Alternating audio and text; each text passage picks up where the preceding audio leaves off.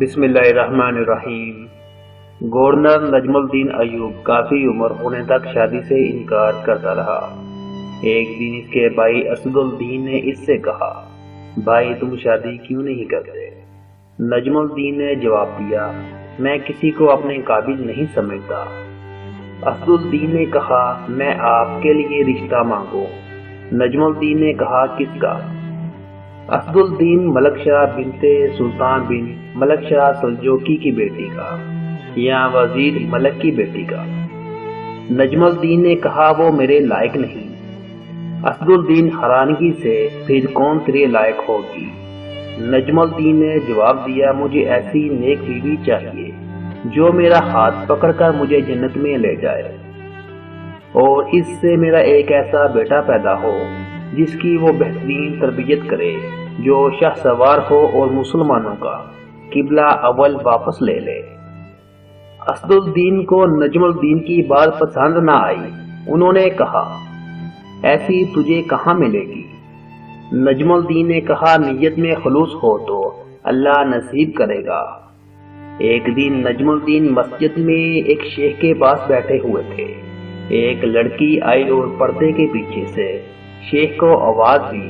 شیخ نے لڑکی سے بات کرنے کے لیے نجم الدین سے معذرت کی۔ نجم الدین سنتا رہا۔ شیخ لڑکی سے کہہ رہا تھا۔ شیخ نے اس لڑکی سے کہا، تم نے اس لڑکے کا رشتہ کیوں مسترد کر دیا جس کو میں نے بھیجا تھا؟ لڑکی، اے ہمارے شیخ اور مفتی، وہ لڑکا واقعی خوبصورت اور رتبے والا تھا، مگر وہ میرے لائق نہیں تھا۔ شیخ، تم کیا چاہتی ہو؟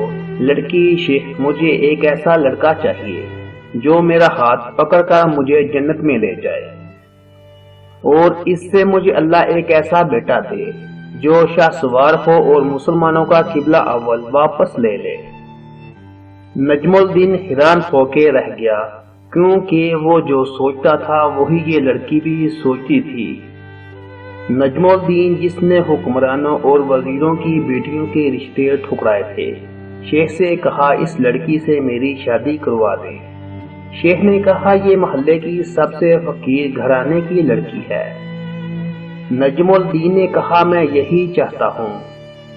نجم الدین نے اس فقیر متقی لڑکی سے شادی کر لی، اور اس سے وہ شاہ سوار بیٹا پیدا ہوا جسے دنیا صلاح الدین ایوبی کے نام سے جانتی ہے، جنہوں نے مسلمانوں کے قبلہ اول بیت المقدس کو آزاد کروا دیا۔